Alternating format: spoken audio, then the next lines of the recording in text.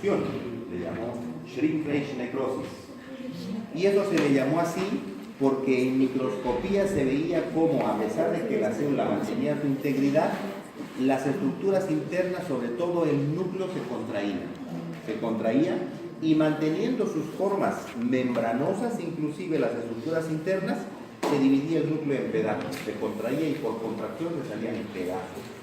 Por eso se le llamó necrosis por contracción. Kerr en 1972 le cambió el nombre a apoptosis, porque se dio cuenta que hay una notable diferencia con la necrosis. Necro viene de muerte. Y él dijo, la muerte normalmente no es deseada. Y eso es lo que sucedía con las células de necrosis, que el daño venía de fuera hacia adentro. Claro, el daño viene de fuera y comienza a destruir las estructuras. En cambio, en esta estructura, en esta forma que se le llamaba necrosis por contracción, se contraían las estructuras adentro, pero no había daño afuera. O sea, el daño era de adentro para afuera. Dijo, es diferente. No puede ser necrosis, es diferente. Entonces le cambió el nombre de necrosis por contracción por el nombre de apoptosis. Apoptosis es un término que viene del griego, que se aplica cuando en otoño las hojas y las flores de las plantas caen. Pero dice, caen en forma no violenta. Caen porque es parte de la fisiología. La hoja ya está seca, ya no es funcional, no necesita hacer ya tanta fotosíntesis y se desprende y cae. Por eso le llamó a eso, a la muerte de estas células, apoptosis. Ocurre durante toda la vida. La apoptosis no se da en determinado tiempo. Toda la vida está sucediendo la apoptosis. Claro, mis linfocitos, por ejemplo, si yo voy en la mañana, tomé desayuno acá y me dieron sazonado con un poquito de coli, mi organismo inmediatamente se da cuenta, a las 2-3 horas se va a dar cuenta que hay coli y comienza a activar y a reproducir linfocitos para fabricar anticuerpos contra E. coli. Pero E. coli no es tanto problema, no es tan patógeno, así que seguramente en 3, 4, 5 horas se resolvió el problema. Pero ya tengo toda una batería de linfocitos para anticuerpos contra E. coli. Resulta que más tarde me entra hemófilos y comienza mi garganta a molestarme. Ahora necesito anticuerpos antihemófilos. Pero para fabricar anticuerpos antihemófilos necesito linfocitos antihemófilos. No puedo tener muchos linfocitos antihemófilos porque la población linfocítica mía es de E. coli. Entonces tengo que decirle a mi sistema, a los linfocitos E. coli no fue problema, ahora tienen que suicidarse. Porque ahora necesito los otros. Necesito que me dejen el espacio para tener ahora linfocitos que me defiendan contra hemófilos, a entrar hemófilos. Y eso está sucediendo a cada rato. Porque nosotros estamos en contacto por lo menos con 1 millón de patógenos por día. O sea que a cada rato está sucediendo. Por eso decimos la apoptosis. Ocurre durante toda la vida. Estamos haciendo para regular nuestra población de células apoptosis siempre. Fundamental es la homeostasis. Nosotros estamos degradando al día millones de células rojas, de eritrocitos, y los eritrocitos tienen hemoglobina y los estamos rompiendo en el vaso porque son inútiles y necesito fabricar nuevos eritrocitos. Para tener los nuevos eritrocitos tengo que romper los anteriores, los viejos. Toda la vida. La homeostasis es la fabricación de eritrocitos o de todas las células rojas. De crucial importancia durante el desarrollo, porque cuando se están desarrollando los tejidos son nuevos, tengo que hacer espacio a esos tejidos nuevos y tengo que deshacerme de los tejidos antiguos. La apoptosis fue claramente definida como diferente de necrosis por experimentos de Horowitz en 1986. Investigó esta apoptosis como muerte celular programada usando este modelo de este bichito, que es el Xenocarditis elegans, es un nemátodo, es un parásito, es un nemátodo. Y él dijo que se diferencia de la necrosis porque la apoptosis consume ATP, la necrosis no consume ATP. La energía usada en la apoptosis se usa para la activación de enzimas. Necesito activar las enzimas, las caspasas, para que comiencen a destruir. Y para eso necesito ATP. En cambio, en la necrosis, la energía es externa, viene de la noxa, de fuera. La energía es externa a la célula. Para activar las caspasas, y la activación, se activan en cascada, y los efectos de estas caspasas son la destrucción, lo que vemos, ¿no? De la destrucción de las células. Para eso necesitamos la energía de la apoptosis. La apoptosis sucede en 3 fases: la inducción, la ejecución y la fase final. La inducción se llaman estímulos proapoptóticos, se da en la activación de las caspasas. Las caspasas son proteínas que están sintetizadas, pero no funcionales. Entonces hay que convertir estas procaspasas en caspasas funcionales. En ese momento, cuando comienzan a activarse las caspasas, se dice que es la inducción, el inicio de la apoptosis. Una vez que se activaron las caspasas, estas comienzan a demoler a nuestras proteínas, a todas las estructuras. La segunda etapa, la ejecución, la demolición que hacen las caspasas de todas las estructuras. Y la tercera etapa o fase final, la formación de los cuerpos cetónicos. La célula ya no funcional es dividida en un montón de pedacitos llamados cuerpos cetónicos, todos membranosos, que van a tener que ser fagocitados por células fagocíticas, porque si ya son cuerpos cetónicos no funcionales, significa basura en la célula, no sirve de nada. Entonces los fagocitos tienen que fagocitarlos para que con actividad de lisosomas destruyan todo ese contenido y saquen aminoácidos libres que puedan ser usados para fabricar otras cosas, o ácidos grasos, todo lo que pueda ser útil, pueda ser usado después. ¿Cómo se activan las caspasas? Las caspasas son proteínas que tenemos circulando. ¿Cómo se activan estas caspasas? Hay 3 mecanismos para activación de caspasas. Uno es por proteólisis, o sea, por ruptura. Una procaspasa está circulando y no hace nada, pero cuando necesitamos activarla, se rompen pedazos, y los pedazos se ensamblan de tal manera que ahora son capaces de reconocer a la proteína que tienen que romper. Cuando la procaspasa está funcionando libremente, no reconoce a la proteína, pero al romperla, se ensambla en una estructura que sí reconoce a las proteínas y comienzan a demoler a la proteína. Un ejemplo típico es la procaspasa 3, que de esa manera se convierte en caspasa 3. Un segundo mecanismo es la inducción por proximidad. O sea, las caspasas están circulando, pero mientras esté libre no reconoce a la proteína. Pero si se juntan por proximidad, entonces al juntarse hacen sitios de unión de proteína. Procaspasa 8, por ejemplo, se convierte en caspasa 8 por este mecanismo.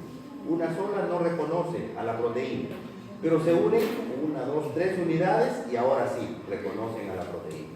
Reconocen y comienzan a romper. Y el tercer mecanismo es la oligomerización. Lo hace caspasa 9.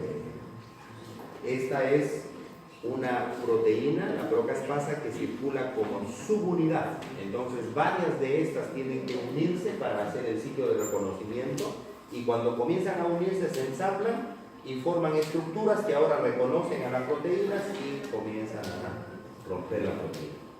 Son los 3 mecanismos de activación. La apoptosis no induce respuesta inflamatoria. Esa es una de las cosas que Horowitz vio también para poder diferenciarla de necrosis. Claro, no induce respuesta inflamatoria porque es voluntaria. A la célula se le ha dicho: ya no eres útil, por favor, desocupa. No es una agresión. Por eso no hay una respuesta inflamatoria, porque la respuesta inflamatoria es una respuesta a una agresión. El tejido del costado no tiene por qué reaccionar. Tiene cambios morfológicos, por ejemplo, pérdida de adhesión celular. Todas las células tienen que crecer en un organismo adheridas a algo, a la matriz o a otras células. no pueden crecer libremente flotando, porque si una célula crece flotando, se vuelve tumoral, es decir, un cáncer. Pero cuando ya la célula está en apoptosis, está muriendo, entonces pierde esa adhesión y comienza a flotar, sí, pero ya no está viva, ya no vive, son pedazos de los cuerpos apoptóticos, por eso pérdida de adhesión celular. Contracción celular por pérdida de agua y sodio. Se están formando estos corpúsculos membranosos y el agua sobrante va a salir, por eso se pierde agua. Condensación de cromatina a nivel nuclear, estructuras en media luna. Lo primero que comienza a afectarse es el núcleo y se divide en partes, en pedazos, en estructuras en media luna, y salen un montón de pedazos, no salen, se forman un montón de pedacitos del núcleo envueltos en membrana nuclear en el interior de la célula, pero ya la información se destruyó en esos pedacitos. Núcleos se rompen en múltiples fragmentos y fragmentación del DNA, piezas de 180 a 200 pares de bases. El genoma tiene millones de pares de bases, y pedacitos, y se engloban. Cambios morfológicos en la apoptosis. Se mantiene la integridad de la membrana plasmática. Se va destruyendo por dentro, pero no está gritando, no está diciendo estoy muriendo. La integridad de membrana se mantiene hasta el final. Solo al final, cuando se ha procesado en el interior, comienzan a formarse los cuerpos apoptóticos por la membrana de fuera y salen pedacitos. Formación de cuerpos apoptóticos que son reconocidos y fagocitados por macrófagos para poder ver si se recicla algo de ese contenido. Cambios morfológicos como el encogimiento nuclear y celular, condensación de cromatina, se llama pignosis, formación de yemas, fragmentación nuclear, esto se llama cariorexis. La cariorexis es pedacitos del núcleo, y formación de cuerpos apoptóticos. Y bioquímicamente, permeabilización de la membrana mitocondrial y activación masiva de caspasas. Se permeabiliza la membrana y sale líquido, por eso se contrae la mitocondria. Procesos en los que interviene la apoptosis. En toda la etapa del desarrollo o reparación tisular, donde se producen células en exceso. Es el claro típico, el ejemplo típico es la producción de linfocitos de determinado tipo. Produzco un exceso de linfocitos, sí, pero es que si ya no los necesito, tengo que matarlos. Apoptosis. Eliminación de linfocitos, porque los linfocitos ya no son útiles porque no hay ese patógeno, tienen que eliminarse. Eliminación de células infectadas y tumorales. Si se reconoce la célula que está infectada, le digo, o te suicidas o te matan. Porque hay las dos opciones. Se suicida, entra en apoptosis, y si no se suicida, entonces le voy a pegar receptores que lo van a reconocer los linfocitos citotóxicos, y ahí sí lo van a destrozar. Etapas de apoptosis, tres etapas, ¿no? La activación, la decisión y la ejecución. La activación, inducción negativa positiva, se hace mediante receptores de muerte. FAS y TNF son los más importantes. TNF significa tumor necrosis factor, ¿no? Y normales, receptores de glutamato, rutas de transducción celular, mensajeros de calcio, radicales libres, etc. Esta activación implica entonces que las células, cuando viene el estímulo de fuera, comienzan a fabricar receptores de moléculas que normalmente no los tienen. TNF es una molécula que circula y las células no tienen receptores de TNF. Pero cuando reciben la orden de ser apoptóticas, comienzan a generar receptores de TNF, se le une el TNF y comienza todo el proceso de apoptosis. Eso se llaman receptores de muerte. La decisión la toma la mitocondria. Una vez que ya la célula entra en apoptosis, es la mitocondria la que decide, ok, desencadena el proceso. Y la ejecución, la degradación de proteínas y ácidos nucleicos por caspasas. Hay dos vías que conducen a la apoptosis. Una se llama vía intrínseca de mitocondria, la mitocondria decide eso, y la otra es la vía extrínseca, receptor de muerte. En la vía intrínseca es cuando a la célula se le comunica que ya no es útil y debe morir. La misma mitocondria decide entonces iniciar el proceso. En la vía extrínseca, las señales de fuera, o sea, de fuera reconocen que la célula ya no es útil, entonces de fuera le comunican y se hace mediante receptores de muerte. Y al final los cuerpos apoptóticos son recogidos por fagocitos que los van a degradar a estos para ver si se recupera. La vía intrínseca mitocondrial es controlada por la interacción de proteínas proapoptóticas y antiapoptóticas de la familia BCL2. Esta familia de proteínas, hay proteínas que están a favor de la apoptosis y otras que están en contra de la apoptosis. Y al final la apoptosis es producto de la interacción de estas dos. ¿Quién dice sí? ¿Quién dice no? Regulada por caspasa 9. La vía intrínseca es iniciada por caspasa 9. Y los iniciadores de la vía incrementan incremento intracelular de ROS, DNA dañado, respuesta de proteínas no plegadas y depravación de factores de crecimiento. Los factores de crecimiento son moléculas que necesita la célula para desarrollarse, pero si ya entra en apoptosis le quitan esos factores. La familia de estas proteínas BCL2, antiapoptóticas, BCL2, BCL-XL, BCL-W, MCL1, 1, U-DIVA, estas son proteínas que están diciéndole perdónale la vida a la célula. Proapoptóticas, mátala, Vax, Bil, Puma. Del equilibrio de estas dos juegos de proteínas, el resultado es la apoptosis o el perdonarle. Eso es para intrínseco, o sea, cuando la misma célula tiene que decidir su funcionalidad. Sin embargo, en la vía extrínseca se da cuando miembros de la superfamilia del TNF se unen a receptores de muerte en la superficie celular. O sea, la célula no tiene receptores de muerte. Pero cuando ya le comunican que no es funcional, entonces comienza a expresar receptores de muerte y estas moléculas TNF, FAS comienzan a unirse en estos receptores. Receptores de membrana de la superfamilia de receptores TNF son estos, inducen el reclutamiento proximal y activan a caspasa 8. No se olviden, vía intrínseca caspasa 9, extrínseca caspasa 8. Sea 9 o 8, luego activan estas a caspasa 3. Y caspasa 3 activa a las 6, 7 y se inicia la demolición. Se inicia la demolición de la célula hasta terminar con la destrucción de proteínas y ácidos nucleicos. Vía mitocondrial o intrínseca, caspasa 9. Caspasa 9. Receptores de muerte en la membrana, un receptor de muerte que capta la proteína TNF o FAS, caspasa 8. Caspasa 8 o caspasa 9 inducen a caspasa 3 y esta inicia toda la demolición vía caspasa 6 y 7. También funciona cuando una célula está infectada con virus, porque el virus hace que la célula comience a mostrar receptores de muerte. Este es una discusión conflictiva todavía con los inmunólogos, porque aparentemente la idea es de que la célula infectada con el virus lo controla a la célula. Entonces el único mecanismo que tiene la célula para comunicar al resto que está infectada es poner receptores de muerte.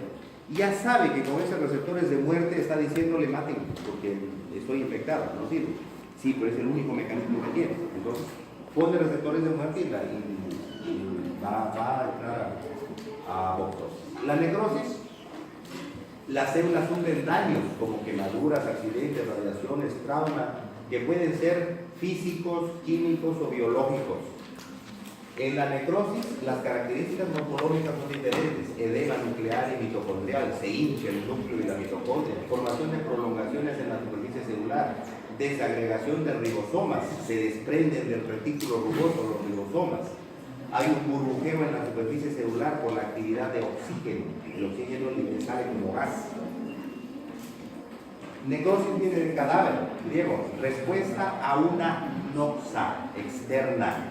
Y por ejemplo en procesos infecciosos, ahí sucede necrosis, el tejido no quiere morir, el estímulo es la muerte de la causa, el estímulo de fuera, biológico, físico, químico es el que mata.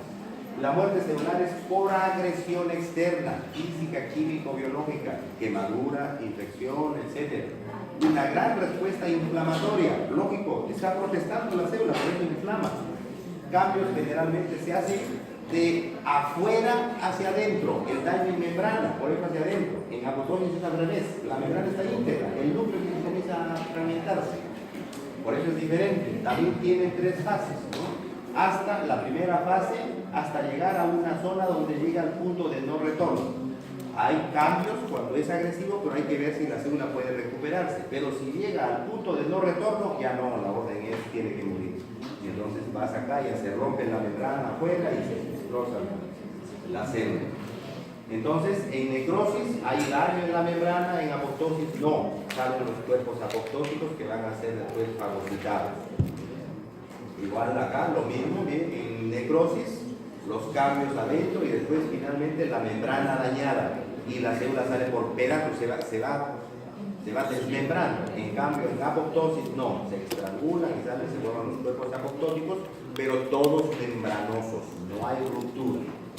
Y la autofagia, comerse uno mismo, del griego, autofagia, es un proceso en el cual la célula recicla sus propias organelas cuando estas no están funcionando. Es una respuesta adaptativa a un estrés subletal. Subletal quiere decir que no es mortal. Cuando la célula tiene daños no mortales, entonces sufre autofagia para ver si se recupera.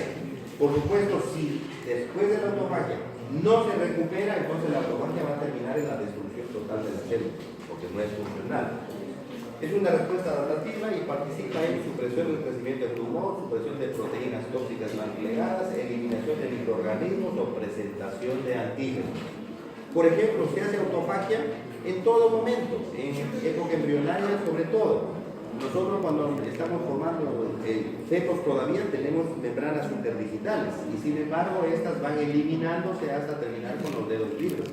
O otros organismos, por ejemplo, las ranas están con cola y la cola es degradada por autofagia. O sea, degradan sus propios elementos celulares para la forma funcional. Hay tres formas: macroautofagia, microautofagia y autofagia mediada por chaperones. Pero es un proceso que se puede observar también. Por ejemplo, acá tenemos una microfotografía electrónica donde hay una mitocondria que seguramente está en mal funcionamiento y miren cómo la célula le ha mandado ya lisosomas. Este se ha unido, ha fusionado la membrana con la membrana de la mitocondria y está descargando todo el contenido de enzimas hacia la mitocondria. Seguramente va a destrozarla esa mitocondria. Ese es un proceso de autofagia. En la autofagia es fácil apreciar la formación de estructuras internas, así como media luna y autofagosomas, o sea, estructuras membranosas que contienen estructuras internas, mitocondrias o lo que esté destruyendo, ¿no? Hasta al final el autolisosoma, cuando los lisosomas se fijan al fagosoma, al autofagosoma, y esencialmente actúan catequina B, que son enzimas del lisosoma para finalmente degradar y romper la célula.